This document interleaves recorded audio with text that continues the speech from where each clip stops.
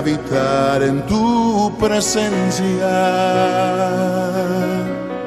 menguar para que crezcas tú y cada día seré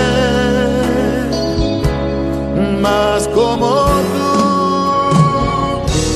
Quebranta mi corazón, quebranta mi vida, te entrego mi voluntad a ti. Todo lo que soy, Señor, todo cuanto tengo es tuyo. Yo quiero menguar para que crezcas tú.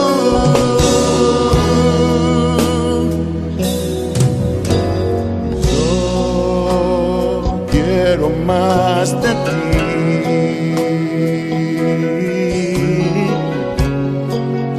y habitar en tu presencia, menguar para que crezcas tú y cada día seré más como tú. Quebranta mi corazón, quebranta mi vida, te entrego mi voluntad a ti.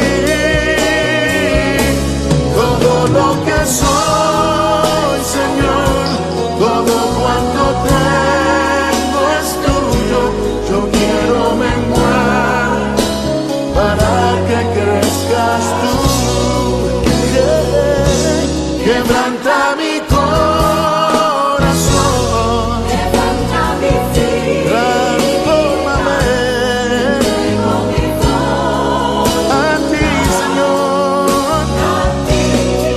solo a ti. Todo lo que soy, Señor, Todo cuanto tengo es tuyo. Yo quiero menguar para que crezcas tú. Yo quiero menguar para que crezcas tú. Yo quiero menguar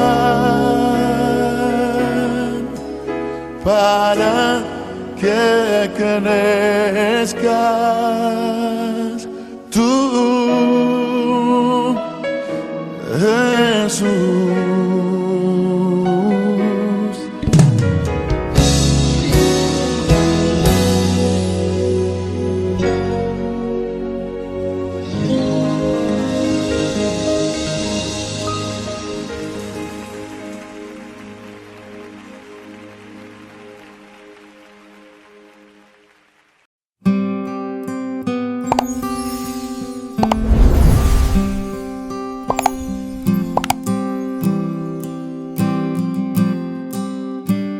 Capítulo 3.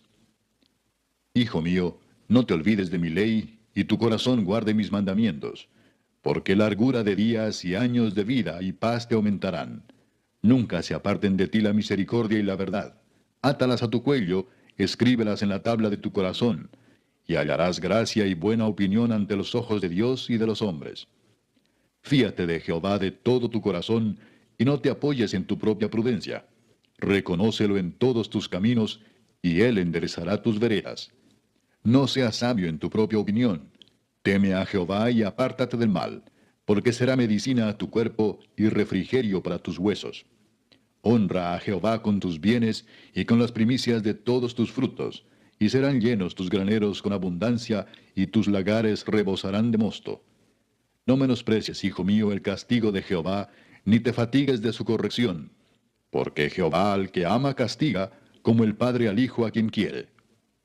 Bienaventurado el hombre que halla la sabiduría y que obtiene la inteligencia, porque su ganancia es mejor que la ganancia de la plata, y sus frutos más que el oro fino. Más preciosa es que las piedras preciosas, y todo lo que puedes desear no se puede comparar a ella. Largura de días está en su mano derecha, en su izquierda riquezas y honra. Sus caminos son caminos deleitosos, y todas sus veredas paz. Ella es árbol de vida a los que de ella echan mano, y bienaventurados son los que la retienen. Jehová con sabiduría fundó la tierra, afirmó los cielos con inteligencia. Con su ciencia los abismos fueron divididos, y destilan rocío los cielos. Hijo mío, no se aparten estas cosas de tus ojos.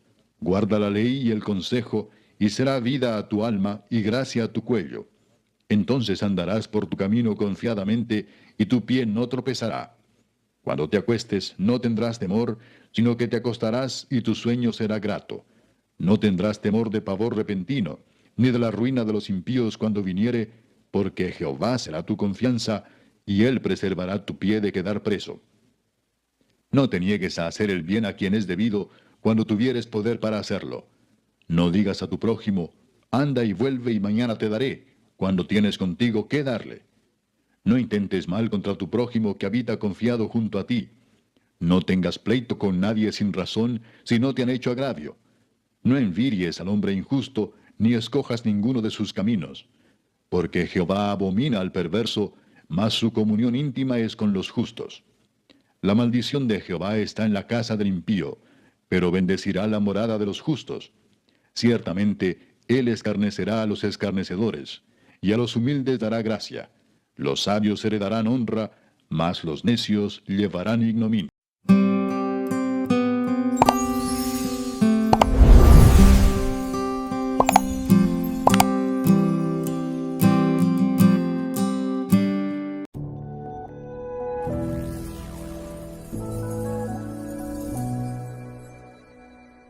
El tema que hoy trataremos es el camino de la sabiduría. ¿Cuál es el camino de la sabiduría? Confianza en el Señor. ¿Te has dado cuenta que muchas veces tenemos una cantidad de canciones que hemos memorizado o que conocemos, pero que realmente, aunque las cantamos, no les prestamos atención a lo que dicen? ¿Te has dado cuenta de eso? Me recuerda mucho una experiencia en la primaria, cuando estábamos en el coro que cantaba el himno nacional. Y en ese tiempo nos tocaba ir a algunas escuelas y cantar, y las bandas de guerra y todo. Y recuerdo mucho que te prometo que yo cantaba: mas si osare un extraño enemigo, ¿qué dice? ¿Se lo saben? Más o menos. Profanar con su planta tu suelo, pienso, patria querida, que el cielo, un soldado, cada hijo de Dios. Te prometo que yo pensaba que decía eso, y lo cantábamos así, y no tiene mucho que me enteré que es más bien un soldado en cada hijo te dio.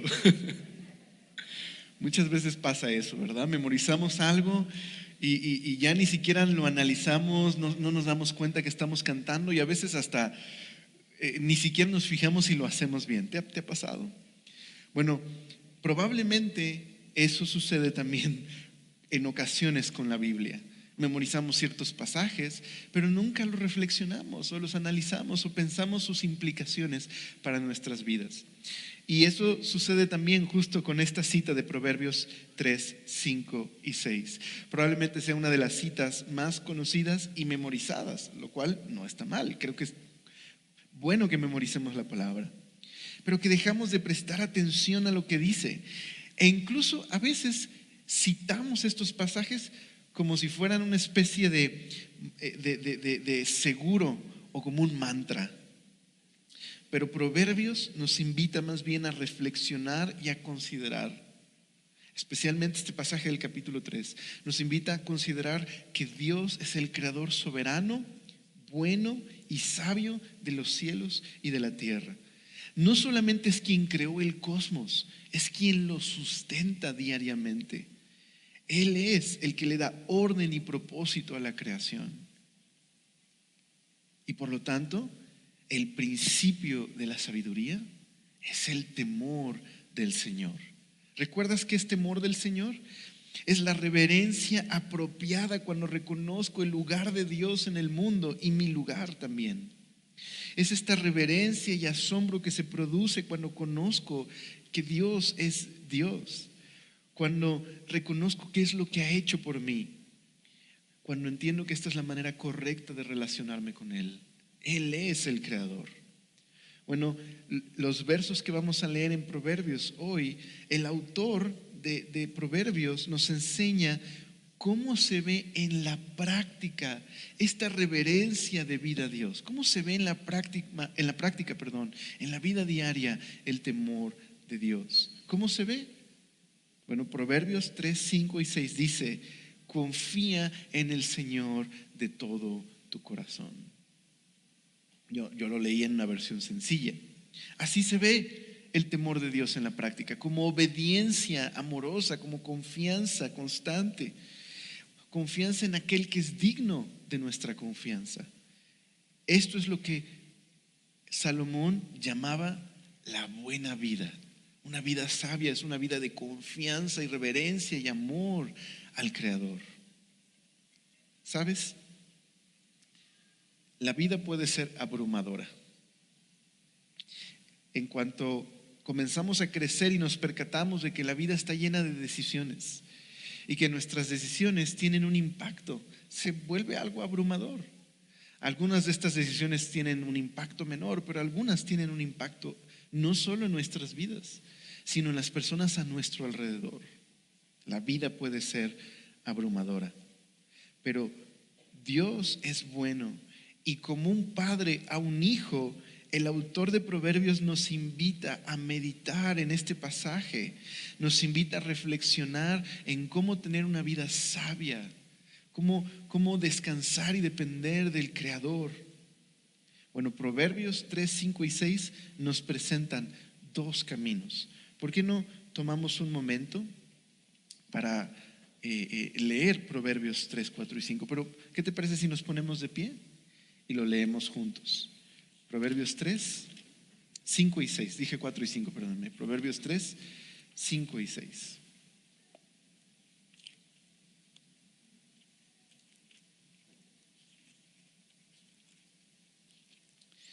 ¿Te parece si lo leemos juntos? Dice: fíate de Jehová de todo tu corazón y no te apoyes en tu propia prudencia. Reconócelo en todos tus caminos y Él enderezará tus veredas. Oramos. Señor, gracias por este pasaje que tenemos frente a nosotros esta mañana. Ayúdanos a meditar en él, Señor. Ayúdanos a aprender qué significa confiar en ti, Señor. Y ayúdanos a evitar un camino de necedad, un camino de ser sabios en nuestra propia opinión. Te lo rogamos, por favor, y te damos gracias. Amén. Puedes tomar tu lugar.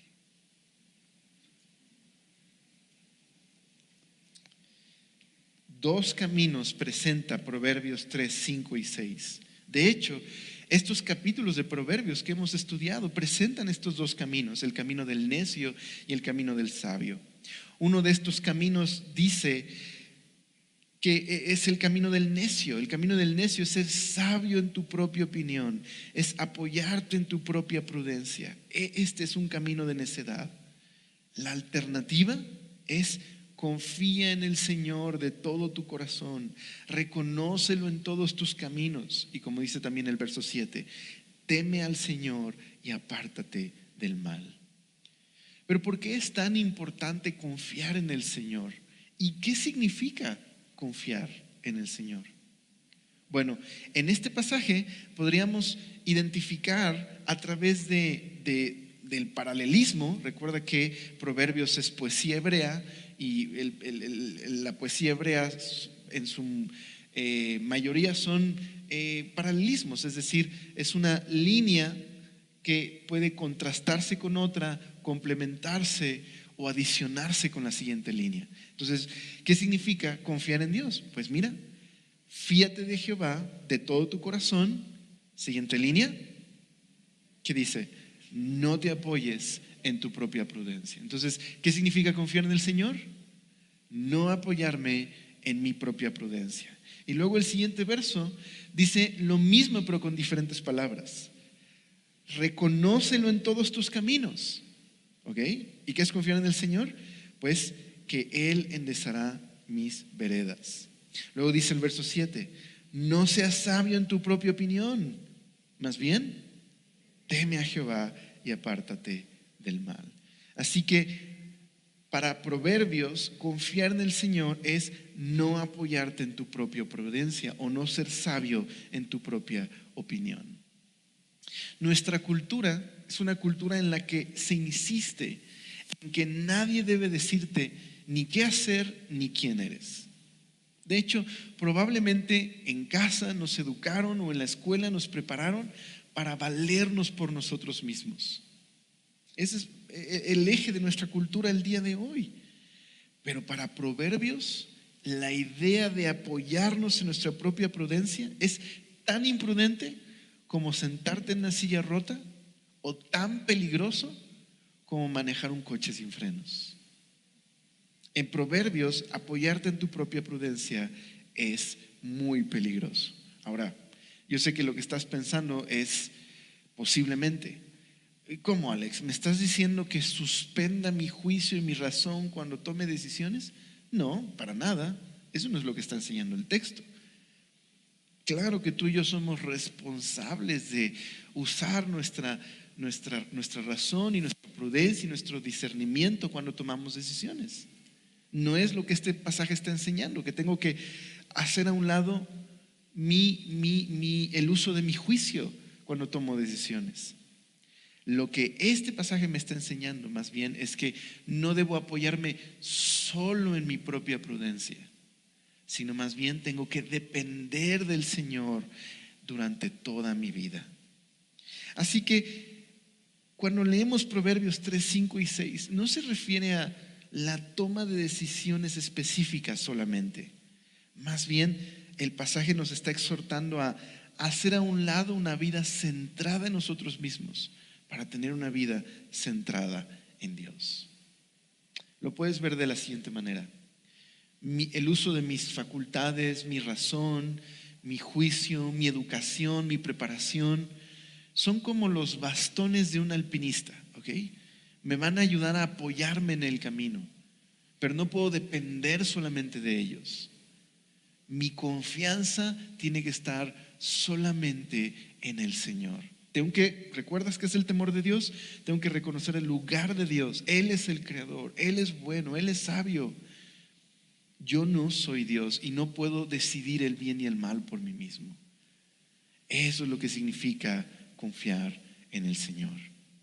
Nuestra vida tiene que depender de Dios.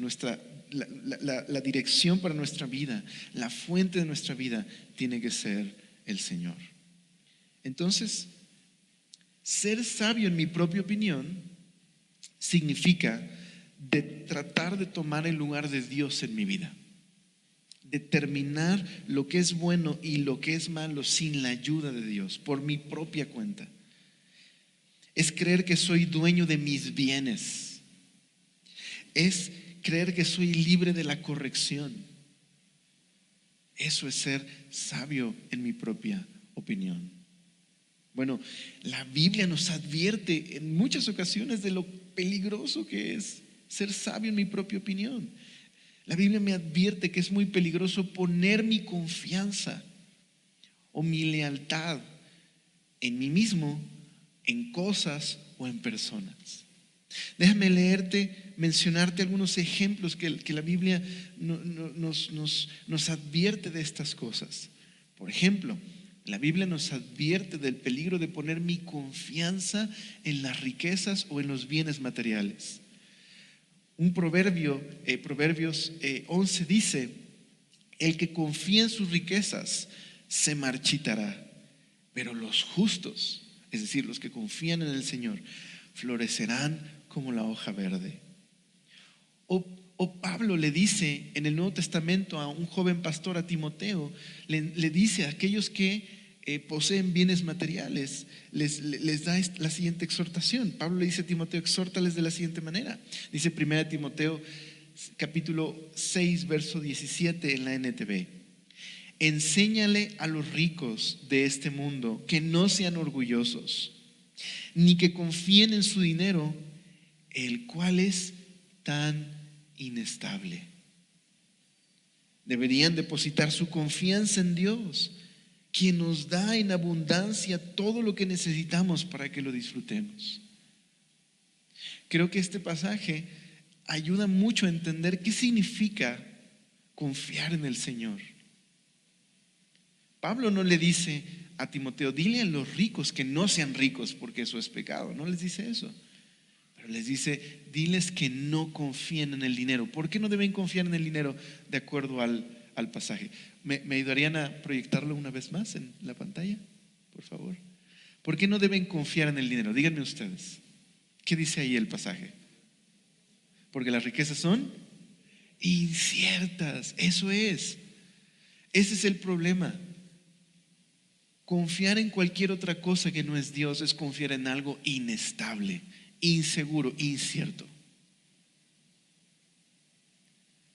Por eso dice que confíen en Dios. Él nos provee de todas las cosas que necesitamos. Confiar en el dinero es inseguro, dice Pablo. O también los profetas constantemente advirtieron a la nación de Israel de lo peligroso que era poner su confianza en, por ejemplo, en la seguridad nacional, elevar su seguridad, elevar su búsqueda de seguridad como si fuera Dios. Los llevaría a la injusticia y al pecado. Eso es lo que dice Oseas capítulo 10, verso 12 al 13. El profeta les dice así: sin embargo, en lugar de confiar en Dios, en lugar de depender de Dios, dice, sin embargo, han cultivado perversidad y han levantado una abundante cosecha de pecados. Han comido el fruto de la mentira, confiando en su poderío militar y creyendo que los grandes ejércitos podrían mantenerlos a su nación a salvo. Es decir, en Israel, en lugar de depender de Dios, buscó su propia seguridad y por eso dependía de otras naciones, y eso los llevó a corromperse y a tratar de proteger su seguridad, a definir el bien y el mal por ellos mismos. Esto trajo corrupción a la nación. O también la Biblia nos advierte del peligro de confiar en nuestra propia rectitud. Jesús contó una historia en la que comparaba a dos hombres, uno que se reconocía pecador y necesitado de Dios, y otro que creía que era justo ante sus propios ojos. Al final de esta historia, Jesús dice lo siguiente, Lucas 18, puedes leer el capítulo en casa, solo voy a resaltar un par de textos de ese capítulo. Dice que Jesús les contó la historia de algunos que tenían confianza en su propia rectitud y que por eso despreciaban a los demás. Jesús cuenta esta historia de este hombre pecador que no quería ni mirar al cielo y que decía, Señor, sé propicio a mi pecador. Pero tenemos el otro que era recto a sus propios ojos y despreciaba a los demás y que decía, Señor, gracias porque yo no soy como este hombre ni hago estas cosas. Despreciaba a los demás. Jesús al final de esta historia les dijo, les digo que fue el pecador y no el fariseo, o sea, el que se confiaba en su propia rectitud, quien regresó a casa perdonado delante de Dios. Pues los que se exaltan a sí mismos serán humillados y los que se humillan serán exaltados. O Jeremías incluso usa palabras muy fuertes para hablar de aquellos que ponen su confianza completamente en el hombre y no confían en Dios. Jeremías dice, maldito el hombre que confía en el hombre. Pero en ese mismo pasaje Jeremías dice que los que confían en el Señor son como un árbol plantado junto a ríos de agua abundante, florecen. Así que la Biblia nos advierte del peligro de ser sabios en nuestra propia opinión. Para Proverbios es lo peor que puedes hacer, es apoyarte en tu propia prudencia. De hecho, Proverbios 26:12 dice, ¿has visto hombre sabio en su propia opinión? Hace una pregunta a Proverbios. Más esperanza hay del necio que de él. Hay más esperanza de un hombre necio que del hombre que es sabio en su propia opinión. ¿Por qué? Porque el necio por lo menos es necio y hay esperanza porque quizás pueda abrir un día sus ojos a su propia torpeza y necedad y pueda buscar a Dios. El que es sabio en su propia opinión no lo puedes convencer. Es como tratar de convencer a alguien que es recto a sus propios ojos de que necesita al Señor. Más esperanza hay del necio que del que es sabio en su propia opinión. No cree que necesita corrección, no cree que se le tiene que enseñar algo. Endurece su corazón. Así que, como dice un comentarista bíblico, ser sabio en nuestra propia opinión significa que nos valoramos más a nosotros mismos que al Señor, que respondemos a nuestros deseos más que a la dirección del Señor. Querida familia, esto es lo que está en la raíz del pecado. Es idolatría. Es confiar en nosotros mismos en lugar de confiar en el Creador, que, como dice Romanos, es bendito para siempre. Lo peor de todo es que es muy sutil y que a veces no nos damos cuenta cuando estamos apoyándonos en nuestra propia prudencia en lugar del Señor. Déjame ponerlo de la siguiente manera. Proverbios 3, 5 y 6 dice: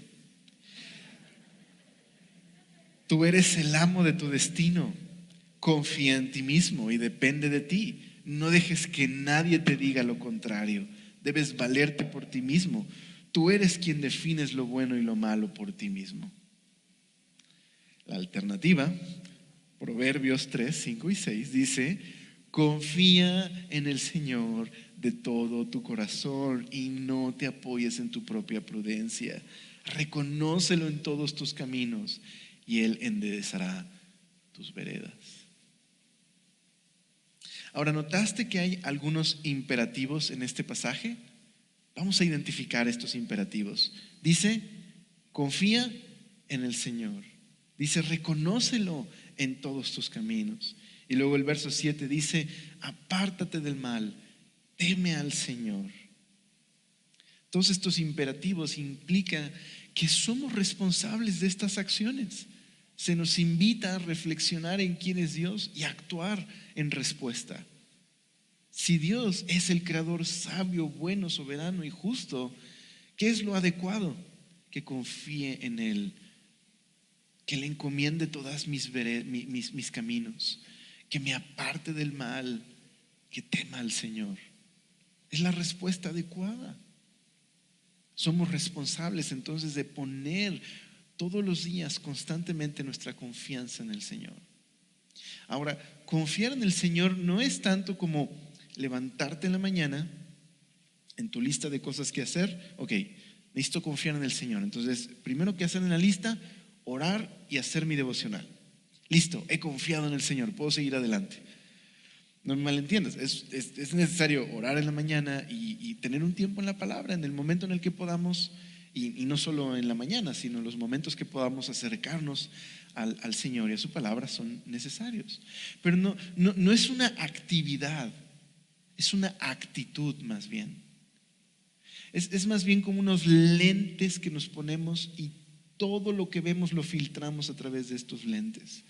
Confiamos y dependemos en el Señor constantemente en todo lo que hacemos. Eso es lo que implica reconocerlo en todos mis caminos. No es una actividad, es una actitud en realidad de dependencia y de confianza.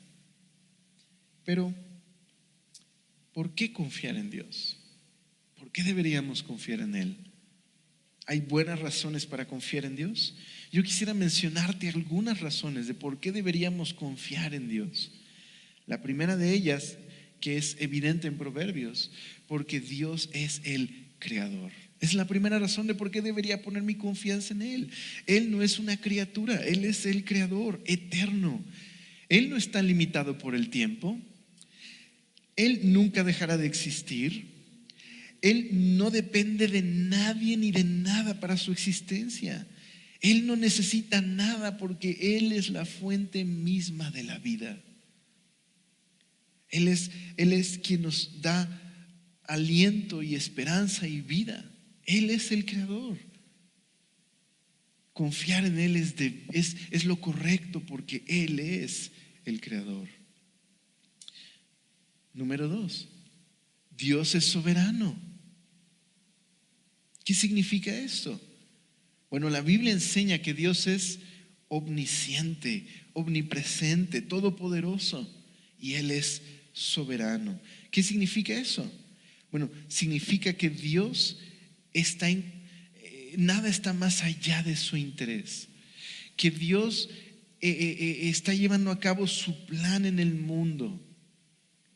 Sin duda alguna, el que Él sea soberano no significa que nosotros no somos responsables, no hace irrelevante nuestra libertad y nuestra responsabilidad humana. Más bien significa que nada está fuera de la autoridad y el control de Dios, que Él conoce el fin desde el principio, que Él hará todo lo que se ha propuesto y llevará a cabo su plan, incluso a pesar del pecado y la maldad en este mundo. Él es soberano. Así que puedo confiar en Él, pase lo que pase.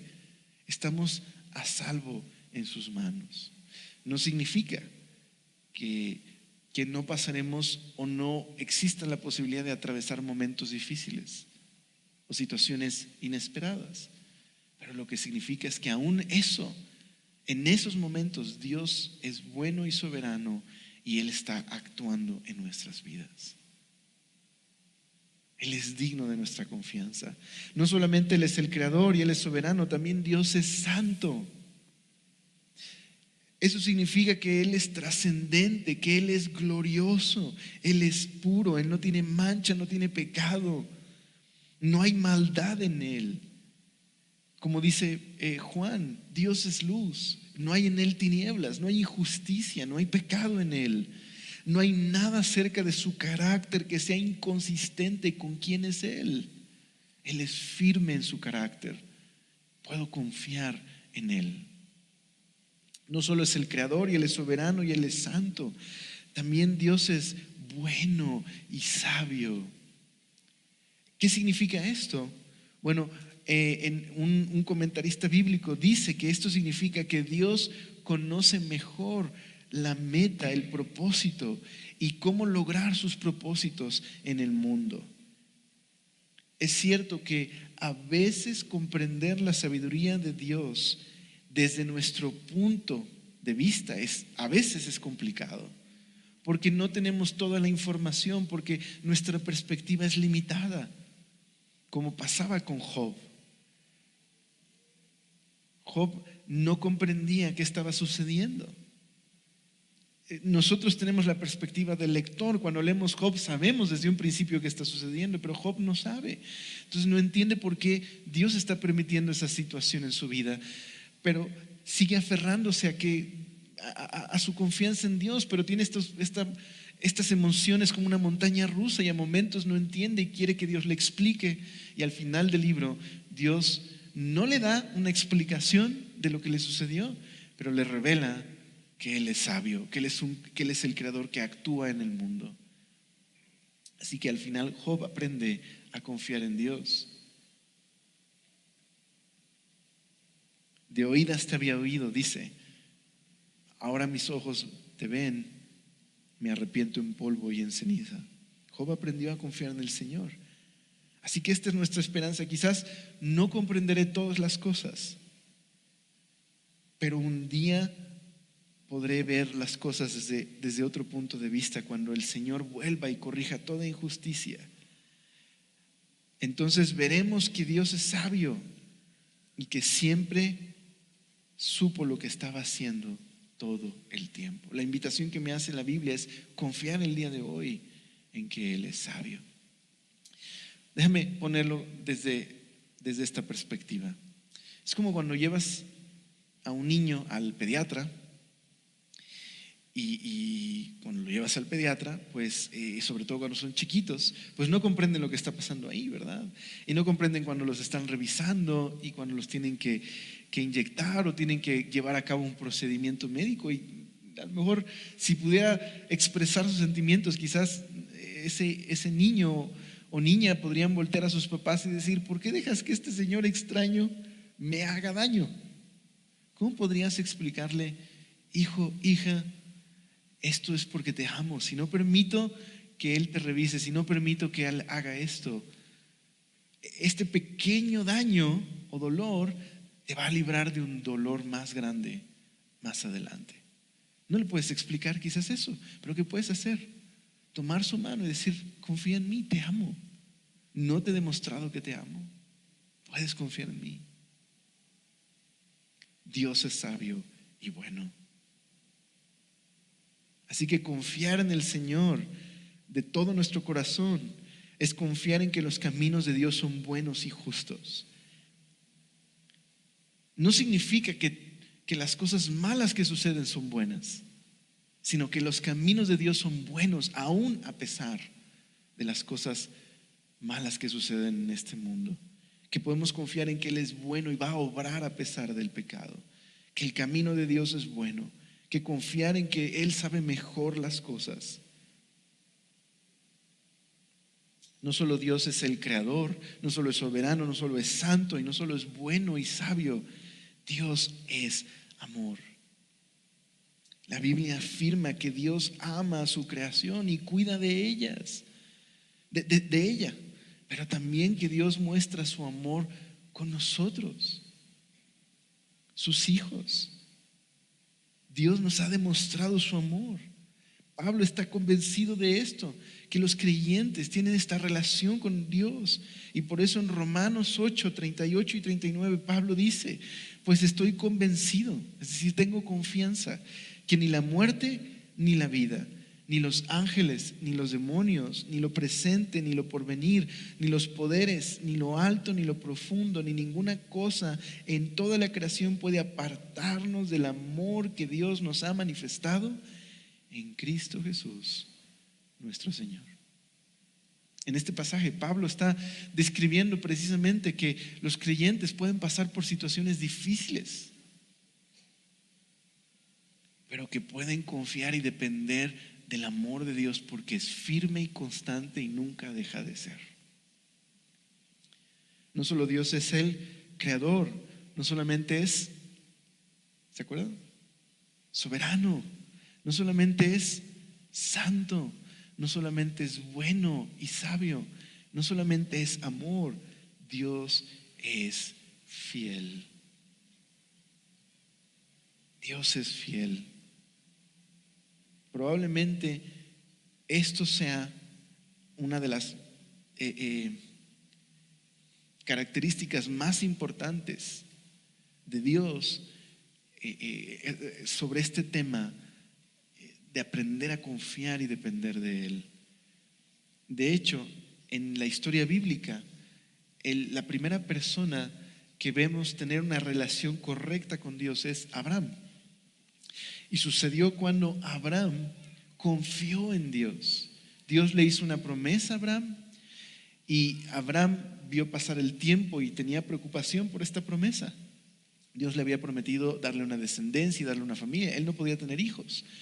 Así que empezó a tener preocupación por el cumplimiento de esa promesa. Y Dios entonces sacó a Abraham a dar un paseo, a mostrarle su promesa, y dice que Abraham confió en Dios y le fue declarado esto como justicia. Es decir, fue puesto en una relación correcta con Dios cuando consideró a Dios digno de confianza y por lo tanto depositó su confianza en Él. ¿Por qué para Dios es tan importante la confianza? Porque las relaciones se basan en confianza. Y Dios es digno de nuestra confianza.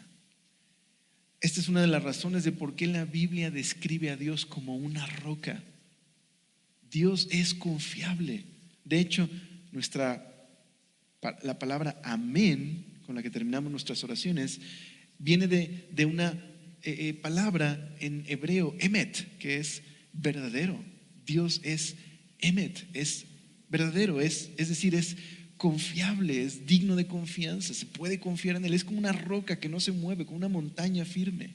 Esa es la idea detrás de llamar a Dios roca firme. Por eso estos salmos expresan esta confianza en Dios así. Dice el Salmo 121, a las montañas levanto mis ojos, ¿de dónde ha de venir mi ayuda? Mi ayuda proviene del Señor, creador del cielo y de la tierra. ¿O qué me dices de Isaías 26? Tú guardarás en perfecta paz a todos los que en ti confían, a todos los que concentran en ti sus pensamientos. O incluso dice, confíen siempre en el Señor, porque el Señor Dios es la roca eterna. Él es confiable. O el Salmo 26 dice, algunos confían en sus carros de guerra, otros confían en sus caballos. Nosotros solo confiamos en nuestro Dios.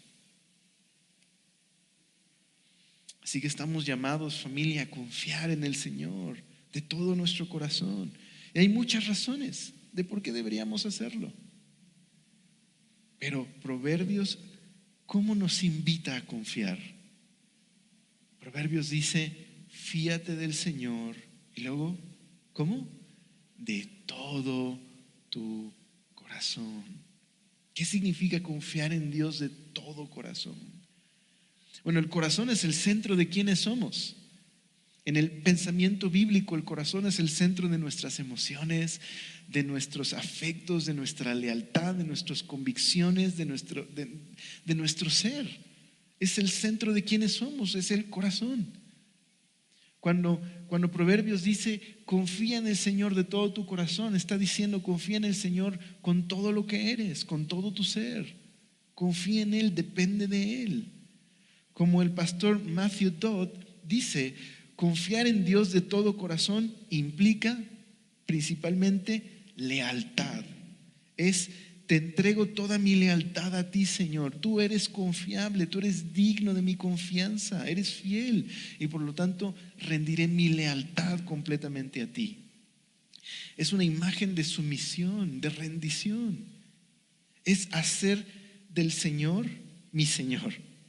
Es darle al Señor el lugar debido en mi vida. Es tener la convicción plena de quién es Dios y sus promesas.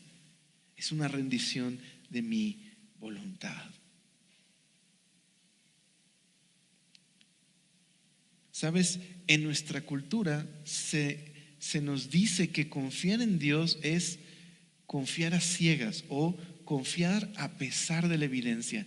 Pero esa es una idea moderna, eso no es la idea de fe en la Biblia.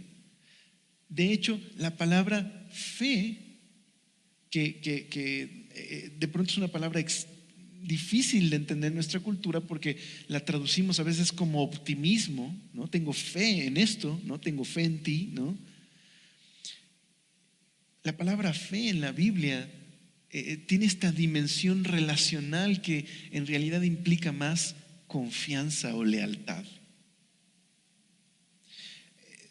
Por eso Santiago dice que la fe de los cristianos se manifiesta en obediencia, en lealtad.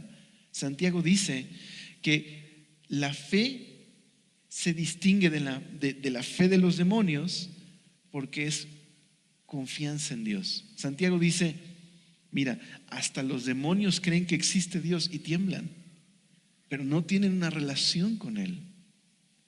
Esa es la diferencia. La fe que nos invita Proverbios a tener en Dios es lealtad en Él, confianza, lealtad a Él, confianza en Él, descansar en que Él es una roca firme y puedo confiar en Él. Por eso confiar en Dios es esencial para la vida cristiana. La vida cristiana comienza, sigue y termina con confianza en Dios. La verdadera sabiduría, familia, comienza con una vida de dependencia y confianza en aquel que es digno de nuestra lealtad. Es obedecerle, es confiar en Él. Eso significa que cuando voy a tomar decisiones, eso significa que la manera en la que me comporto en casa, en el trabajo, va a reflejar que confío en Él, que confío en su camino, que confío en lo que su palabra dice que es bueno. Confío en la distinción que Dios hace de lo que es bueno y malo y me sujeto a ella porque Él es bueno y confiable. Dependo de Él, de sus promesas y de su carácter. Pero ¿estás de acuerdo que confiar en Dios no es fácil? Confiar en Dios no es sencillo, es un reto. Nick Vujicic dice, como hijos de Dios hemos sido llamados a confiar en Él, pero es un reto confiar en Dios. Él es digno de nuestra confianza y por esto podemos orar: Señor, cambia esto o cambia aquello, pero confío en ti porque eres bueno y fiel. Déjame terminar el mensaje de hoy compartiendo contigo cómo la confianza se puede ver incluso en momentos difíciles y complicados de nuestra vida. Hay momentos duros. Ahora, yo quiero decirte algo. Tener temor, tener dudas, tener angustia no significa que no confías en Dios. Significa que estás pasando por un momento difícil. No confiar en Dios es, vimos, apoyarme en mi propia prudencia, depender de mí mismo. Pero es natural que en momentos de dificultad tenga incertidumbre o preocupación. Pero aún en esos momentos puedo levantar mi mirada y recordar: Dios es el creador, Dios es soberano, Él es bueno y sabio y santo y justo y me ama y se interesa por mí y nada está más allá de su control. Así que puedo decir que mi socorro viene de Él, puedo confiar en Él. Allen Gardiner, él fue un misionero anglicano que viajó a América del Sur, sobre todo a la Patagonia, y debido a un accidente terminó varado en una isla con su equipo donde todos murieron. Déjame leerte lo último que escribió en su diario. Nuestro querido hermano Maitland se marchó el martes por la tarde en busca de comida. Todavía no ha regresado. Con seguridad ya debe estar en la presencia del Redentor, a quien sirvió con fidelidad. En breve, y por la gracia de nuestro Señor, nos encontraremos todos para cantar alabanzas a Cristo por la eternidad. No tengo hambre ni sed, aunque ya hace 5 días que tragamos el último bocado. Maravillosa bondad y amor hacia mí, un pecador. Esto fue lo último que escribió Allen Gardiner. Mira, hasta los leones jóvenes y fuertes a veces pasan hambre, pero los que confían en el Señor no les faltará ningún bien. Es el Salmo 34, fueron sus últimas palabras. En la raíz de la tentación en Edén, en la raíz de esa tentación, lo que la serpiente trajo delante de Eva y de Adán fue: no puedes confiar en Dios. Él es tan bueno como dice ser. Él no es confiable. Eso fue en lo que estuvo en la raíz de la tentación, y Adán y Eva creyeron la mentira y buscaron ser su propio Dios, definiendo el bien y el mal. Ese es el camino de la necedad y la ruina que presenta Proverbios. Pero el otro camino es: confía en el Señor de todo tu corazón. Dios te ama, Dios se preocupa por ti, puedes confiar en Él. Él es seguro, firme, confiable. ¿Te parece si oramos? Señor, gracias por este tiempo que nos permites pasar en tu palabra, meditando, Señor, en tu carácter, meditando en que tú eres confiable, Señor, meditando en tu amor, meditando en tu santidad, en tu justicia, en tu soberanía. Señor, líbranos de ser sabios en nuestra propia opinión, Señor, y perdónanos si hemos caminado por ese rumbo y no nos hemos dado cuenta en nuestra terquedad, Señor. Revélate a nosotros, Señor, y abre nuestros ojos, Señor. Ten misericordia. Señor, ayúdanos a depender de ti, confiar en ti en todo lo que hacemos y con todo lo que somos, Señor. Tú eres confiable. Tú eres digno de nuestro amor y confianza y lealtad, porque tú eres bueno y leal y misericordioso. Gracias, Señor. Gracias por ser nuestro Salvador. Gracias por ser esa roca firme e inconmovible. Señor, queremos confiar en ti de todo nuestro corazón. Te rogamos que puedas obrar tu palabra en nuestra vida el día de hoy, puedas obrar de acuerdo a tu propósito, a tu plan, Señor, y podamos salir de aquí meditando en tu palabra, Señor. Gracias por ser tan bueno.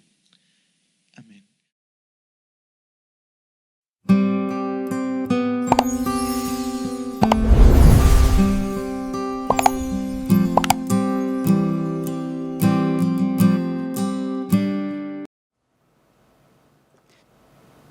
El libro de Jueces. Recuerda que después de que Josué guió a las tribus de Israel hacia el interior de la tierra prometida, él les llamó a ser fieles al pacto con su Dios, obedeciendo los mandamientos de la Torá. Y si hacen esto, ellos les demostrarán a todas las demás naciones cómo es Dios. Así que Jueces comienza con la muerte de Josué y básicamente cuenta la historia del completo fracaso de Israel. El nombre del libro viene del tipo de líderes que Israel tuvo en este periodo. Antes de que tuvieran reyes, las tribus fueron gobernadas por jueces. Ahora, no pienses en algo como una corte. Estos eran líderes regionales, político-militares, algo así como un jefe tribal. Y necesita ser advertido, el libro de Jueces es muy perturbador y violento. Cuenta la historia de la corrupción moral de Israel, de su mal liderazgo y básicamente de cómo vinieron a ser semejantes a los cananeos. Pero esta triste historia también debe generar esperanza para el futuro, y puedes ver esto en la manera en que el libro está diseñado. Hay una larga introducción que prepara el escenario para el fracaso de Israel, porque ellos no expulsan a los cananeos que quedaron. Luego tenemos la gran sección principal del libro, con historias acerca de la creciente corrupción de los jueces de Israel. Y la progresión de la narración muestra cómo los líderes de Israel pasan de bastante buenos, a malos y a peores. La sección final es bastante perturbadora y muestra la corrupción del pueblo de Israel en su totalidad. Así que profundicemos para explorar un poco más cada parte. La sección inicial comienza con las tribus de Israel en sus territorios en la tierra prometida.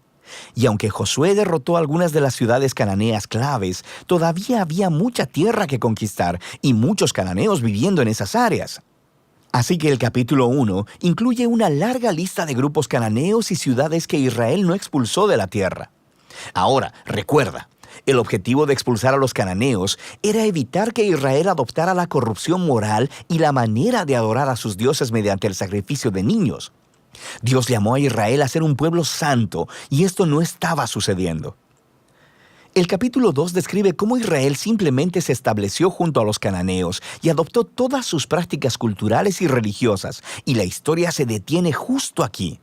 Por casi un capítulo entero, el narrador nos da una vista general de todo lo que está a punto de suceder en el cuerpo del libro. Esta parte de la historia de Israel, dice el narrador, es una serie de ciclos en espiral descendente. Israel se vuelve como los cananeos, así que pecarían en contra de Dios. De manera que Dios les permitiría ser conquistados y oprimidos por los cananeos, y eventualmente los israelitas verían su error y se arrepentirían. Así que Dios levantaría a un libertador, un juez de entre Israel, que derrotaría al enemigo y traería una era de paz. Pero Israel eventualmente volvería a pecar, y el ciclo volvería a empezar. Este ciclo provee el diseño literario y el flujo de la siguiente sección principal del libro. Se repite para cada uno de los 6 jueces principales cuyas historias se relatan aquí. Ahora, las historias de los primeros 3 jueces, Otoniel, Ahod y Débora, son aventuras épicas, pero también son historias extremadamente sangrientas. Los jueces mismos o las personas que ayudaban al juez derrotaban a sus enemigos y libraban al pueblo de Israel. Las historias de los siguientes 3 jueces son más largas y se enfocan en las fallas del carácter de los jueces, quienes se vuelven peor cada vez. Así que Gedeón comienza bastante bien. Es un hombre cobarde, pero eventualmente termina confiando en que Dios puede usarlo para salvar a Israel. Así que él derrota a un enorme ejército de madianitas con solo 300 hombres, llevando antorchas y cántaros de barro. Pero Gedeón tiene un carácter bastante malo y asesina a un grupo de israelitas porque no lo ayudaron en su batalla, y de ahí todo va de mal en peor. Él hace un ídolo con el oro que ganó en sus batallas, y después que él muere, todo Israel adora al ídolo como a un dios, y el ciclo comienza otra vez. El siguiente juez principal es Jefté, quien es algo así como un matón de la mafia que vive en las montañas. Y cuando las cosas se ponen muy mal para Israel, los ancianos vienen a él y le ruegan por su ayuda. Y Jefté era un líder muy efectivo. Ganó muchas batallas contra los amonitas, pero estaba tan poco familiarizado con el Dios de Israel que lo trata como a un Dios cananeo. Jura sacrificar a su hija si gana la batalla. Esta trágica historia nos muestra qué tan bajo ha caído Israel. Ya no conocen el carácter de su propio Dios, lo que los lleva al asesinato y a la falsa adoración. El último juez, Sansón, es por mucho el peor. Su vida empezó con mucha promesa, pero a él no le importa el Dios de Israel. Era promiscuo, violento y arrogante. Ganó brutalmente batallas estratégicas contra los filisteos, pero a costa de su propia integridad, y su vida termina con un violento asesinato en masa. Ahora, una nota rápida. Notarás un tema repetido en la sección principal del libro. En momentos claves, el Espíritu de Dios empoderará a cada uno de estos jueces para lograr grandes actos de liberación. Ahora, el hecho de que Dios use a estas personas realmente arruinadas no significa que valide todas o aún algunas de sus decisiones. El primero y principal compromiso de Dios es salvar a su pueblo. Pero todo lo que tiene para trabajar son estos líderes corruptos, así que Él obra a través de ellos. Esta sección entera está diseñada para mostrarnos lo mal que se han puesto las cosas. Ya no puedes diferenciar entre los israelitas y los cananeos, y estos solo son los líderes. La sección final muestra a Israel como un todo, tocando fondo. Hay dos historias trágicas aquí, y no son para gente con corazón muy débil. Están estructuradas por una frase clave que se repite 4 veces al cierre del libro. En esos días no había rey en Israel, y cada uno hacía lo que bien le parecía. La primera historia es acerca de un israelita llamado Micaía, que construye un templo privado para un ídolo. Y el lugar es saqueado por un ejército privado enviado de la tribu de Dan. Así que ellos llegan y se roban todo, y luego van y queman la pacífica ciudad de Lais y asesinan a todos sus habitantes. Es una historia horrible. Cuando Israel olvida a su Dios, los más fuertes se salen con la suya. La última historia del libro es aún peor. Es una impactante historia de abuso sexual y violencia que conduce a la primera guerra civil de Israel. Es una historia muy perturbadora y ese es el punto. Se supone que estas historias sirvan como advertencia. El descenso de Israel a la autodestrucción es el resultado de apartarse del Dios que los ama y quien los salvó de la esclavitud en Egipto. Israel necesita ser librado de nuevo, ahora de ellos mismos. El único rayo de esperanza se encuentra en esta frase repetida en la última parte del libro. De hecho, forma la última oración de la historia. No había rey en Israel. De manera que el escenario está listo para que los siguientes libros cuenten los orígenes de la familia del rey David, el libro de Ruth y también los orígenes del reinado mismo en Israel, el libro de Primera de Samuel. Pero la historia de los jueces tiene valor como tragedia. Es una explicación que nos trae sobriedad, nos demuestra la condición humana y al final apunta hacia la necesidad de la gracia de Dios enviando un rey que rescate a su pueblo. Y de esto trata el libro de Jueces.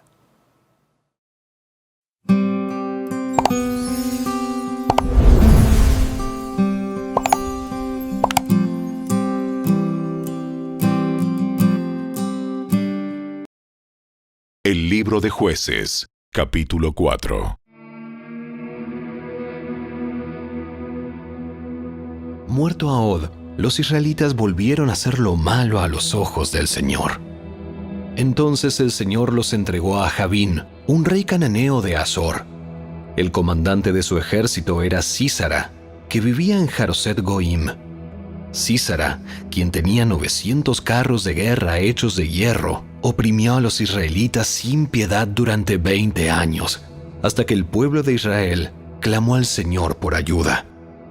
Débora, la esposa de Lapidot, era una profetisa que en ese tiempo juzgaba a Israel. Solía sentarse bajo la palmera de Débora, entre Ramá y Betel, en la zona montañosa de Efraín, y los israelitas acudían a ella para que los juzgara. Un día, Débora mandó a buscar a Barak, hijo de Abinoam, quien vivía en Sedes, en el territorio de Neftalí, y le dijo: El Señor, Dios de Israel, te ordena: reúne en el monte Tabor a 10,000 guerreros de las tribus de Neftalí y de Zabulón. Y yo haré que Sísara, el comandante del ejército de Jabín, vaya al río Sison junto con sus carros de guerra y sus guerreros. Allí te daré la victoria sobre él. Barak le dijo: Yo iré, pero solo si tú vienes conmigo. Muy bien, iré contigo. Pero tú no recibirás honra en esta misión, porque la victoria del Señor sobre Sísara quedará en manos de una mujer. Así que Débora fue con Barak a Cedes. En Cedes, Barak reunió a las tribus de Zabulón y de Neftalí, y 10,000 guerreros subieron con él.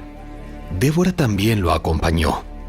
Ahora bien, Heber el Ceneo, un descendiente de Hobab, cuñado de Moisés, se había separado de los demás miembros de su tribu y armó su carpa junto al roble de Saanaim, cerca de Cedes.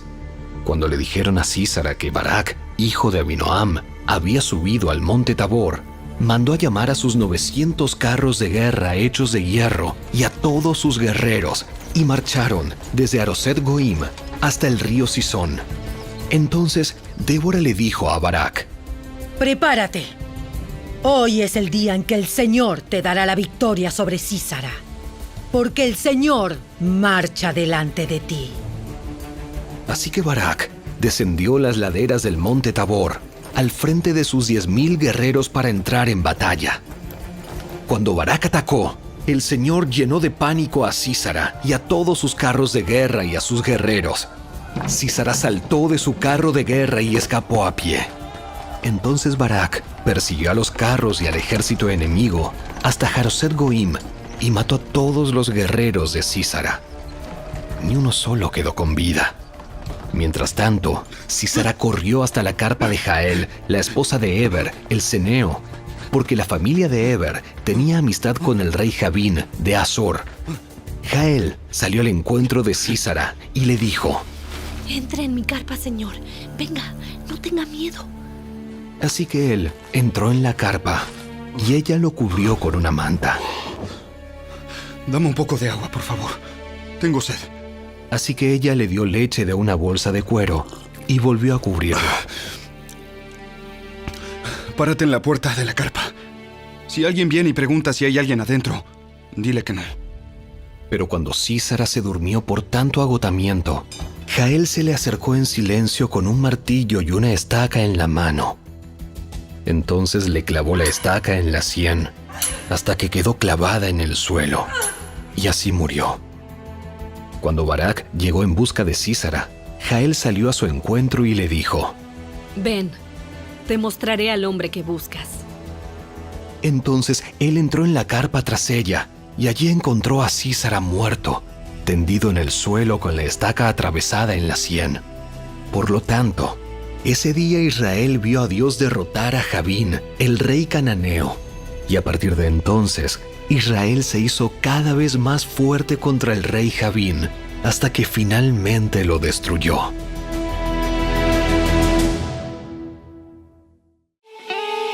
Si te gustó este video, dale me gusta, suscríbete a nuestro canal y asegúrate de activar la campanita de notificaciones para que siempre estés al día con nuestros nuevos recursos.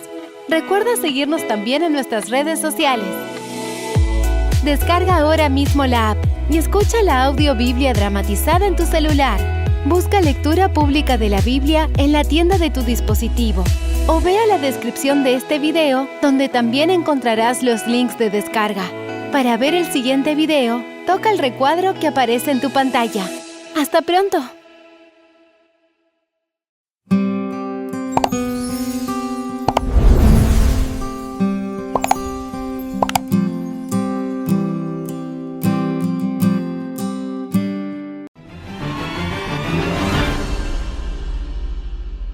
Hola, bendiciones familia del canal Esperanza Digital Estudio. Bienvenidos una vez más al recorrido explicativo diario por las Sagradas Escrituras.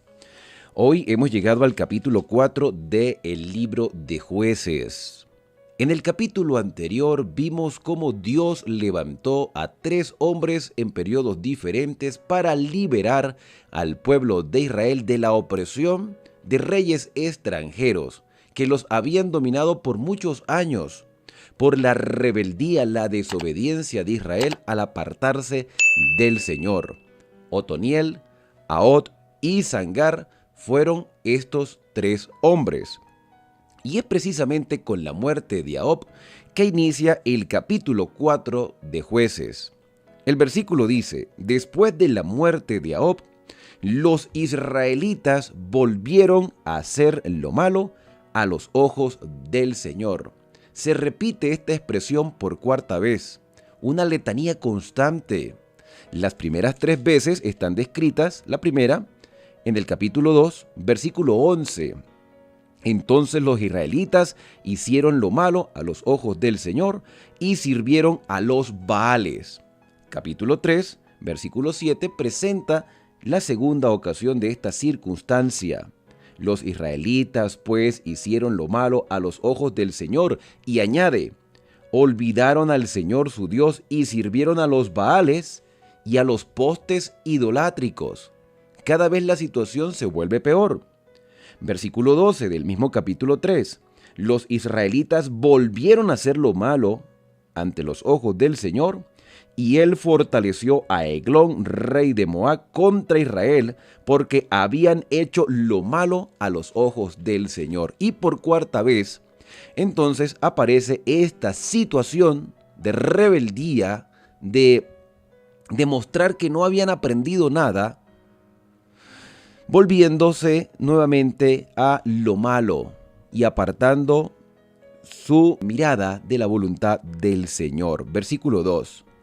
Y él, el Señor, los vendió en mano de Jabín, los vendió, los entregó. Dios permitió que Jabín, el rey de Canaán, un rey que se había levantado, y su capitán del ejército era Sísara, y habitaba en Aroset Goín.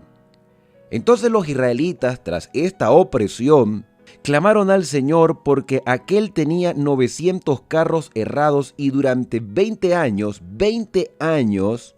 había oprimido cruelmente a los israelitas, lo que comenzó con una opresión de 8 años, que después pasó a 18 con Eglón, ahora se convierte en 20.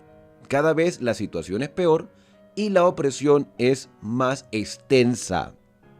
Versículo 4. En ese tiempo, una mujer gobernaba a Israel.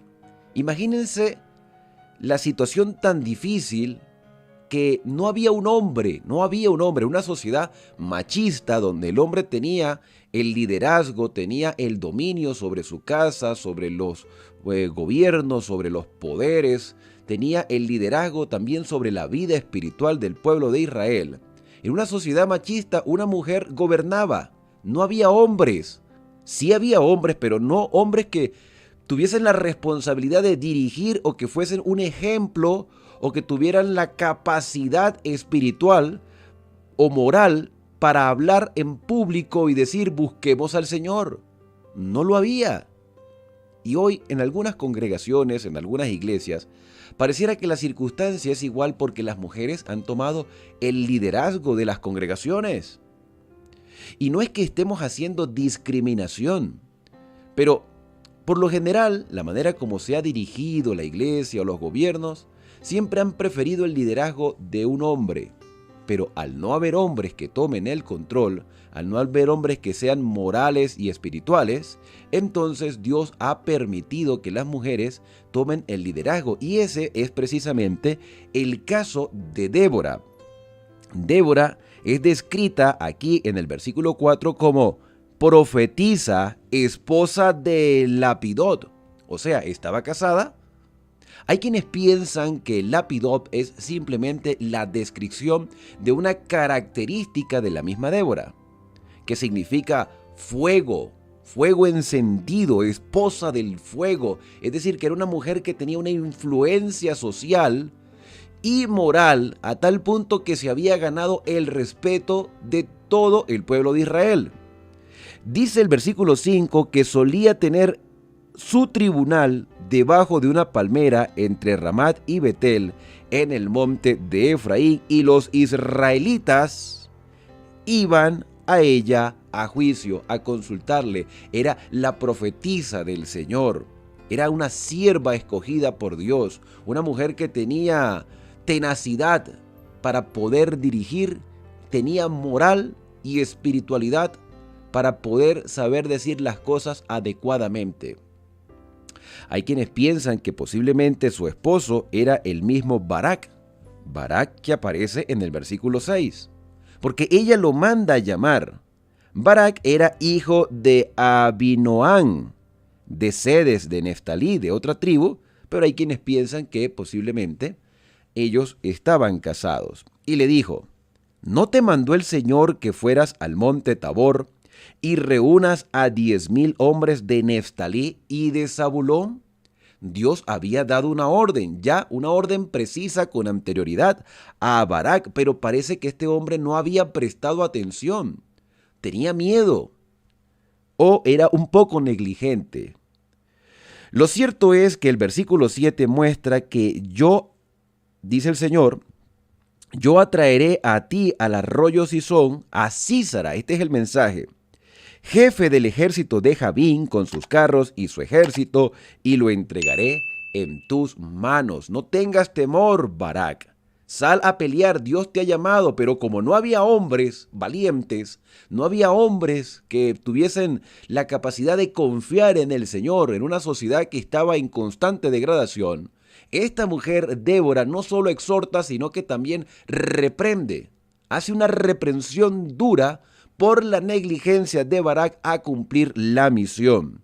Y es tan terrible la situación que Barak responde a Débora: si tú vienes conmigo, si tú como profetisa del Señor, si tú como mujer espiritual vienes conmigo, yo voy a sentir seguridad. Pero si no vienes conmigo, yo no voy a ir a ninguna parte, no voy a ir a ningún lado. ¿Se pueden imaginar entonces el contexto que estaba viviendo Israel? ¿Se dan cuenta por qué había una mujer que tenía que ser la lideresa, la jueza, la libertadora? Entonces Débora responde: iré contigo. Pero la honra no será tuya, tú vas a cumplir la misión del Señor. Yo voy a ir contigo, te voy a acompañar, porque Débora no se describe como una mujer que peleaba en batalla. Ella iba como la compañía, como que estando ella ahí, Barak se iba a sentir seguro. Y entonces ella le dice: mira, la honra no será tuya, porque en manos de una mujer entregará el Señor a Sísara. Podemos pensar que ella iba a ser la guerrera, pero no se describe que ella peleara. Ella conocía su posición, pero Barak también tenía que ejercer su influencia, su liderazgo, tenía que cumplir lo que Dios le había encomendado.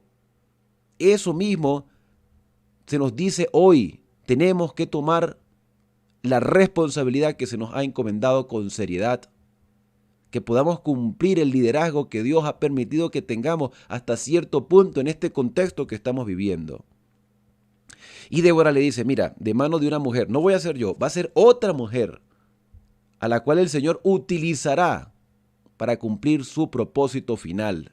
Pero tú igualmente tienes que salir a la batalla. Y Débora se levantó y fue con Barak a Cedes, y Barak reunió a Zabulón y a Neftalí en Cedes. Aunque se mencionan solo 2 tribus, tenemos la seguridad de que otras tribus también estaban acompañando, solo que estas 2 tribus, Zabulón y Neftalí, eran las más numerosas, y subió con 10,000 hombres a su mando, y Débora subió con él. Eber-Seneo, dice el versículo 11, Eber-Seneo, de los hijos de Jobad, quien era suegro de Moisés. ¿Quién era el suegro de Moisés? Jobad. A veces tenemos dificultades para leer algunas expresiones con respecto a afinidad familiar o parentesco que haya entre los personajes de la Escritura. Sabemos que Jobad es el mismo Jetro. Jetro tenía varios nombres porque los nombres por lo general describían las características de las personas. Entonces Jobad, quien es suegro de Moisés, y esto ya lo leímos en una ocasión en el libro de Números con respecto a que se mencionaba a Jobad como suegro de Moisés, pero también se mencionaba a uno de sus hijos y que era hermano de la esposa de Moisés. Bueno, estas mismas dificultades para leer los parentescos ocurre con Caleb y Otoniel. Alguien me escribía en el video anterior y me decía que Otoniel no era el sobrino de Caleb, sino el hermano. Pero es que leímos mal el versículo. Otoniel es el sobrino de Caleb. porque se menciona al hermano de Caleb, quien es el padre de Otoniel. Bueno, lo mismo sucede aquí. Eber-Seneo era uno de los hijos descendientes, quizá no un hijo directo, de Jobad, y Jobad era el suegro de Moisés, que es el mismo Jetro. Bueno, resulta que este Eber que aparece en la historia se había apartado de los ceneos y había puesto su tienda junto al encinar de Sanaín, cerca de Cedes. Llegó pues la noticia a Sísara de que Barak, hijo de Abinoam, había subido al monte Tabor. Sísara reunió sus 900 carros de hierro y toda su tropa desde Aroset Goim hasta el arroyo de Sisón. Entonces Débora dijo a Barak: levántate, porque en este día el Señor ha entregado a Sísara en tus manos. ¿No ha salido ya el Señor delante de ti? Es como que si Débora le estuviera diciendo: ya Dios te ha garantizado la victoria, no debes tener temor, Dios va delante de nosotros. Débora era una mujer con seguridad, con confianza, con fe, era una mujer aguerrida, poderosa, valiente, pero que conocía su lugar. Y le dijo: Barak, sal a pelear, el Señor va delante de ti, hoy mismo entregará a Sísara en tus manos. Entonces Barak descendió al monte Tabor con sus 10,000 hombres en pos de él, y el Señor desbarató a Sísara, fue Dios el que batallaba. Y todos sus carros y su ejército a filo de espada estaban ante Barak, y Sísara descendió de su carro y huyó a pie. Barak siguió los carros y el ejército hasta Aroset Goim, y todo el ejército de Sísara cayó a filo de espada hasta no quedar ni uno. Fue Dios el que logró la victoria. Dios tiene el control de todas las cosas. Dios también logra la victoria por su pueblo en este tiempo. Solo debemos confiar en Él y cumplir nuestra parte. De lo demás se encarga el Señor. Versículo 17. Sísara, quien estaba ya derrotado y solo, huyó a pie a la tienda de Jael. Jael, una mujer, esposa de Eber-Seneo. El Eber-Seneo, que es uno de los hijos de Jobad, y Jobad era suegro de Moisés. Entonces, aquí entendemos por qué se menciona a este personaje en el versículo 11. Eber tenía una esposa llamada Jael. Y aunque Eber no da gran relevancia a la historia, Jael sí. Dice que Eber-Seneo había encontrado la paz con Jabín, rey de Azor, y había paz entre su casa y Jabín. Entonces salió Jael a recibir a Sísara y le dijo: ven, señor mío. Lo trató con mucha confianza. Ven, señor mío, ven a mí, no tengas temor. Y él fue a su tienda y ella lo cubrió con una manta. Lo trató como un huésped muy querido, porque había paz entre la casa de Eber y el rey Jabín. Y él le dijo: te ruego que me des un poco de agua. El hombre estaba sediento, y ella abrió un odre de leche y le dio de beber leche y lo cubrió. Lo alimentó, lo acostó, le dio lugar para descanso. El hombre estaba agotado por la batalla. Y él le dijo: quédate a la entrada de la tienda, si alguno viene y te pregunta si hay alguien aquí, dile que no. Y Jael, esposa de Eber, tomó una estaca de la tienda y un mazo. Esta mujer arriesgada vino calladamente cuando él estaba exhausto y cargado de sueño, y le hincó la estaca en la sien y lo clavó en tierra. ¡Qué terrible circunstancia! ¡Qué manera tan despiadada de quitarle la vida a una persona! Sí, Sísara estaba condenado por su maldad, por su agresión contra el pueblo de Dios, por su idolatría. Dios lo había condenado, pero quizá esta no era la manera. Y aunque Dios sabía lo que iba a pasar y se lo había revelado a Débora, esta es una manera despiadada de quitarle la vida a una persona. Y esto nos llena de muchas interrogantes. Esta mujer tuvo valentía de hacer una cosa como esta. Y por supuesto Sísara tuvo que haberse despertado de golpe y morir al instante sintiendo un dolor profundo de una estaca en la sien. Allí murió Sísara. Cuando Dios no toma el control o cuando no dejamos que Dios tome el control de nuestra vida, lamentablemente tenemos actitudes totalmente erradas.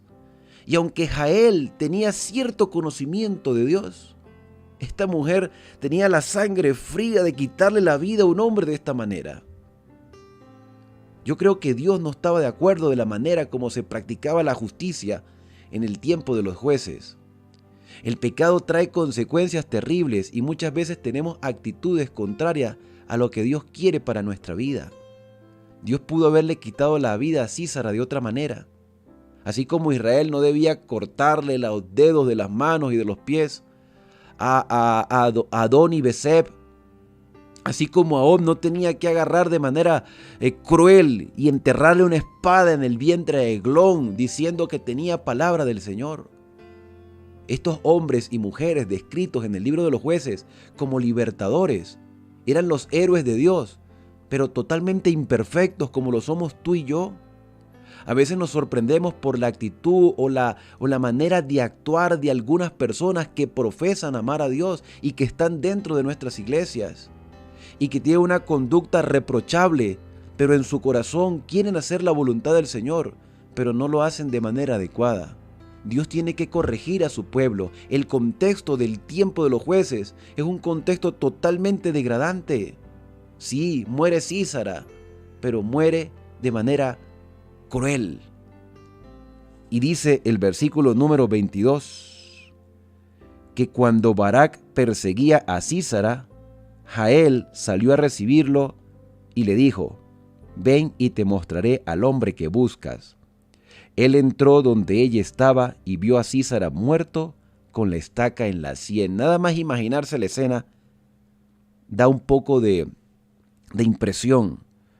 Así abatió Dios aquel día a Jabín, rey de Canaán, ante los israelitas, y la mano de Israel empezó a fortalecerse contra Jabín, rey de Canaán, hasta que lo destruyeron. Y de esta manera entonces termina el capítulo 4. Una victoria del pueblo de Israel, no de la mejor manera, pero victoria. Dios escribe derechos sobre líneas torcidas y nosotros los seres humanos estamos muy torcidos del plan original de Dios. Estas actitudes de los jueces podrían justificarse en el tiempo actual diciendo: si antes se hizo, ¿por qué no hacerlo ahora?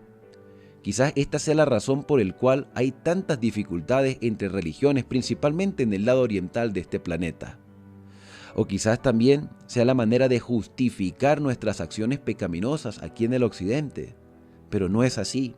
Dios en nada justifica el pecado. Dios a veces pasa nuestra maldad por alto, solo por los méritos y la gracia de Cristo. Nosotros no vamos a ganar la patria celestial por nuestros méritos, porque nuestra justicia es como trapos de inmundicia. Jael, Ahab, los israelitas en general, cometieron muchos errores y pagaron las consecuencias. Y aunque querían conocer a Dios, aún tenían muchas cosas que aprender. ¿Qué tienes que aprender tú en este día? Quizás hemos sido un poco agresivos dentro de nuestra congregación. Quizás hemos sido un poco exigentes incluso dentro de nuestro hogar. Quizás hemos tenido conductas equivocadas creyendo que estamos defendiendo a Dios. Pero no es así. Aún así, el amor del Señor y su gracia recae sobre nosotros en este día para comenzar una nueva oportunidad y ser cada vez mejores. Israel hizo lo malo. Dios levantó libertadores que estaban influenciados por la misma condición social. Hoy el mundo se sigue desmoronando, pero tú y yo debemos marcar la diferencia y debemos ser transformados por el Espíritu Santo, porque el nombre de Dios ya ha sido muy pisoteado por culpa de aquellos que decimos ser sus seguidores. Y bien, hasta aquí hemos llegado con este relato por el día de hoy, esperando que la obra del Espíritu Santo siga trabajando en nuestra vida.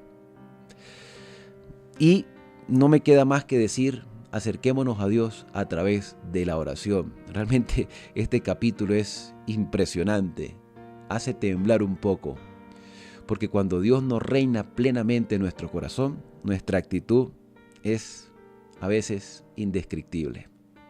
Vamos a orar. Querido Padre, Muchas cosas aún tenemos que aprender y desaprender. Tú nos has utilizado en el pasado a pesar de nuestras imperfecciones y nos has demostrado que la victoria no es nuestra sino tuya. Y quizás queriendo defender tu nombre, hemos tomado actitudes totalmente equivocadas a los principios que tú has establecido.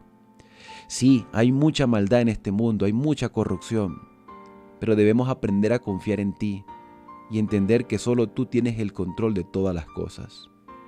Perdónanos, Señor, porque a veces somos como Jael, que aunque queremos hacer tu voluntad, lo hacemos de manera inadecuada. Pero tú escribes, Señor, sobre estas líneas torcidas de nuestra vida, mensajes derechos para ir enderezando, Señor, nuestro comportamiento.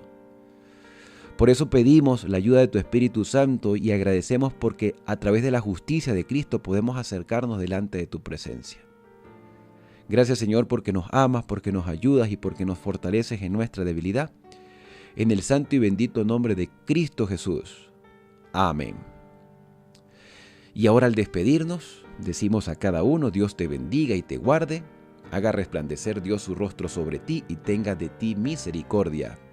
Dios alce sobre ti su rostro y ponga en ti paz. Nos vemos en una próxima oportunidad aquí en Esperanza, el canal de las Sagradas Escrituras. Si no te has suscrito aún, hazlo ahora para que no te pierdas ninguno de los videos que seguiremos subiendo diariamente. Yo soy Alexander Suárez y que el Señor te acompañe a lo largo de todo este día.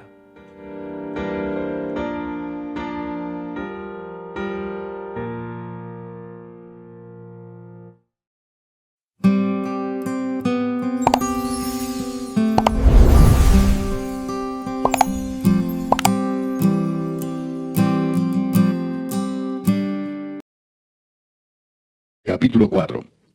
Después de la muerte de Ahod, los hijos de Israel volvieron a hacer lo malo ante los ojos de Jehová.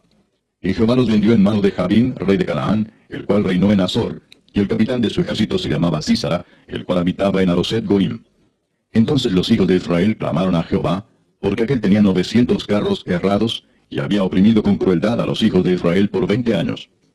Gobernaba en aquel tiempo a Israel una mujer, Débora, profetisa, mujer de Lapidot, y acostumbraba sentarse bajo la palmera de Débora, entre Ramá y Betel, en el monte de Efraín, y los hijos de Israel subían a ella a juicio. Y ella envió a llamar a Barac, hijo de Abinoam, de Sedes de Neftalí, y le dijo: ¿No te ha mandado Jehová, Dios de Israel, diciendo: Ve, junta a tu gente en el monte de Tabor, y toma contigo 10,000 hombres de la tribu de Neftalí y de la tribu de Zabulón? Y yo atraeré hacia ti al arroyo de Sisón a Sísara, capitán del ejército de Jabín, con sus carros y su ejército, y lo entregaré en tus manos. Barac le respondió: Si tú fueres conmigo, yo iré, pero si no fueres conmigo, no iré. Ella dijo: Iré contigo, mas no será tuya la gloria de la jornada que emprendes, porque en mano de mujer venderá Jehová a Sísara. Y levantándose Débora fue con Barac a Sedes. Y juntó Barac a Zabulón y a Neftalí en Sedes, y subió con 10,000 hombres a su mando, y Débora subió con él. Y Eber-Seneo, de los hijos de Obab, suegro de Moisés, se había apartado de los eneos, y había plantado sus tiendas en el valle de Saanaim, que está junto a Sedes. Vinieron pues a Sísara las nuevas de que Barac, hijo de Abinoam, había subido al monte de Tabor. Y reunió Sísara todos sus carros, 900 carros cerrados, con todo el pueblo que con él estaba, desde Aroset Goim hasta el arroyo de Sisón. Entonces Débora dijo a Barac: Levántate, porque este es el día en que Jehová ha entregado a Sísara en tus manos. ¿No ha salido Jehová delante de ti? Y Barac descendió del monte de Tabor, y 10,000 hombres en pos de él. Y Jehová quebrantó a Sísara, a todos sus carros y a todo su ejército, a filo de espada delante de Barac. Y Sísara descendió del carro y huyó a pie. Mas Barac siguió los carros y el ejército hasta Aroset Goim, y todo el ejército de Sísara cayó a filo de espada, hasta no quedar ni uno. Y Sísara huyó a pie a la tienda de Jael, mujer de Eber-Seneo, porque había paz entre Jabín, rey de Azor, y la casa de Eber-Seneo. Y saliendo Jael a recibir a Sísara, le dijo: Ven, señor mío, ven a mí, no tengas temor. Y él vino a ella a la tienda, y ella le cubrió con una manta. Y él le dijo: Te ruego me des de beber un poco de agua, pues tengo sed. Y ella abrió un odre de leche, y le dio de beber, y le volvió a cubrir. Y él le dijo: Estate a la puerta de la tienda, y si alguien viniere y te preguntare diciendo: ¿Hay aquí alguno?, tú responderás que no. Pero Jael, mujer de Eber, tomó una estaca de la tienda, y poniendo un mazo en su mano, se le acercó calladamente, y le metió la estaca por las sienes, y la enclavó en la tierra, pues él estaba cargado de sueño y cansado. Y así murió. Y siguiendo Barac a Sísara, Jael salió a recibirlo y le dijo: Ven y te mostraré al varón que tú buscas. Y él entró donde ella estaba, y aquí Sísara yacía muerto con la estaca por la sien. Así abatió Dios aquel día a Jabín, rey de Canaán, delante de los hijos de Israel. Y la mano de los hijos de Israel fue endureciéndose más y más contra Jabín, rey de Canaán, hasta que lo destruyeron.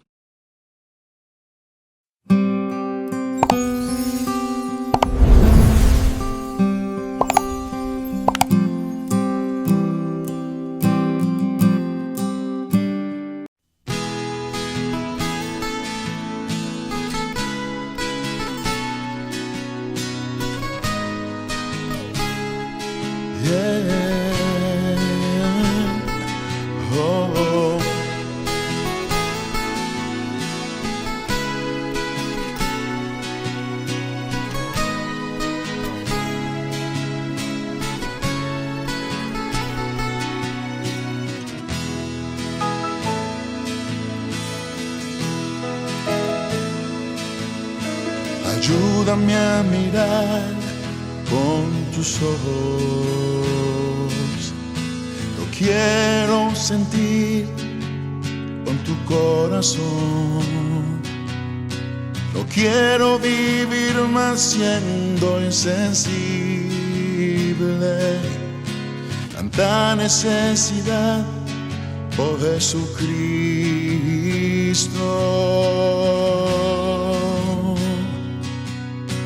Ayúdame a mirar con tus ojos. Yo quiero sentir con tu corazón. No quiero vivir más siendo insensible. Tanta necesidad, oh Jesucristo.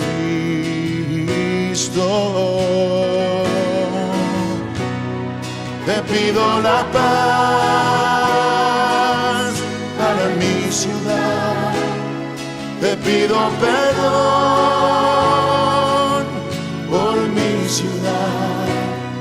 Ahora me humillo y busco tu rostro.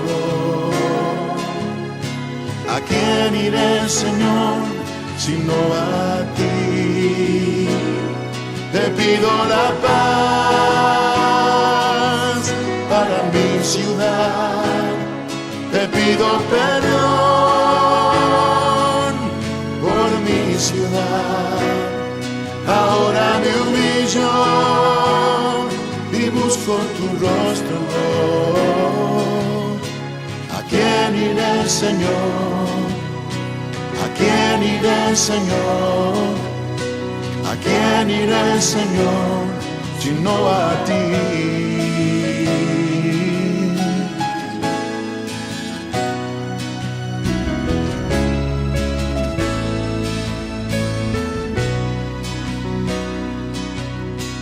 Ayúdame a mirar con tus ojos. Yo quiero sentir con tu corazón. No quiero vivir más siendo insensible.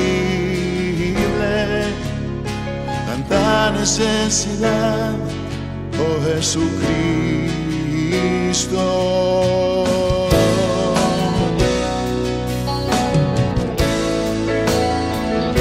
Te pido la paz para mi ciudad. Te pido perdón por mi ciudad.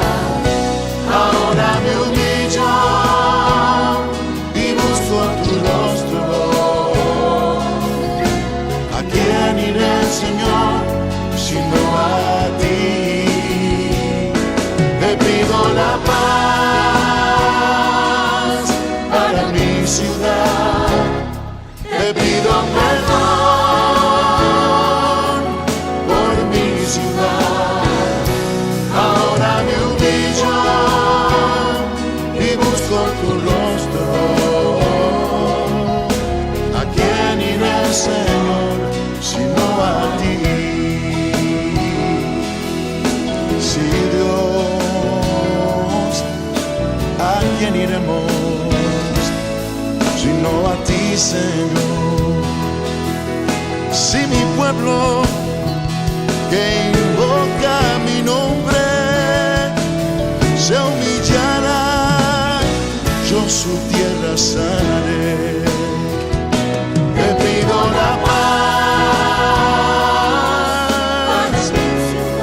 sí, Dios, Te pido perdón por mi ciudad. Ahora me humillo y busco tu rostro.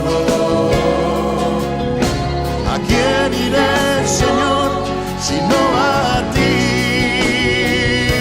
Te pido la Tráenos paz, danos paz, sana nuestra tierra. Te pido perdón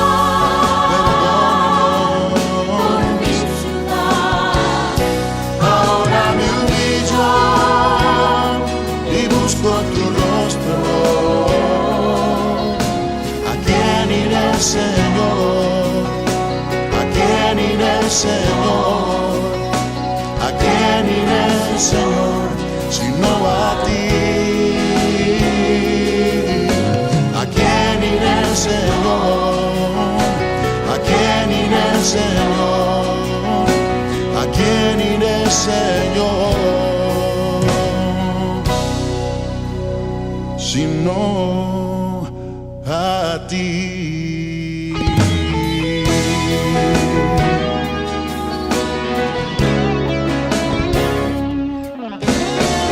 Gracias, Señor. Eres nuestra esperanza. En ti confiamos. Bendice la tierra con paz. Bendice las naciones con tu paz. ¿A quién iremos sino a ti, Señor?